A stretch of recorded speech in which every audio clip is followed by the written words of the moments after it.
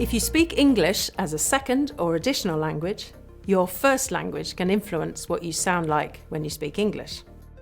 This is sometimes known as a non-native or foreign accent. And research has found that negative attitudes towards foreign accents can lead to speakers being discriminated against. A 2020 study by Bakirin and Nikolaidis asked Canadian students to listen to a recording of a doctor delivering news to a patient and asked them to rate the doctor's competence. In one condition, the doctor had a Canadian accent, and in the other, a Chinese accent. The participants in the study judged the Chinese accented doctor as less competent than the Canadian accented doctor, even though they were delivering the exact same message. People sometimes try to excuse or justify prejudice towards non-native speakers on the basis of them being hard to understand. But research shows that how accented a speaker is rated isn't always closely connected to how much listeners actually understand or how much they think they understand. And these prejudices can interact with societal biases against particular ethnic groups.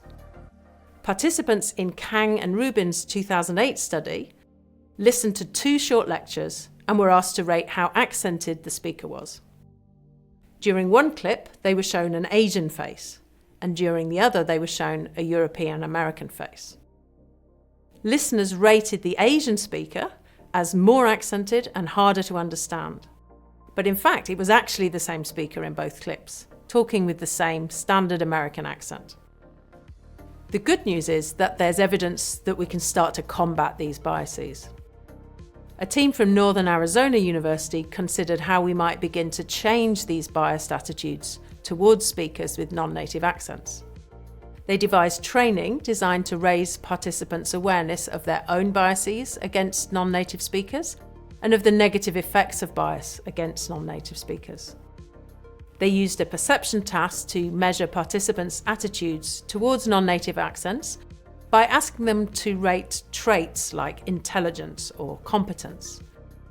After receiving the training, participants' ratings for these traits were higher, and most participants continued to rate non-native accents more positively when they completed a follow-up survey 11 weeks later.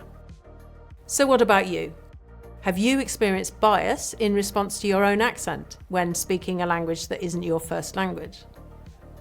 And what biases do you think you might have towards speakers for whom English isn't their first language?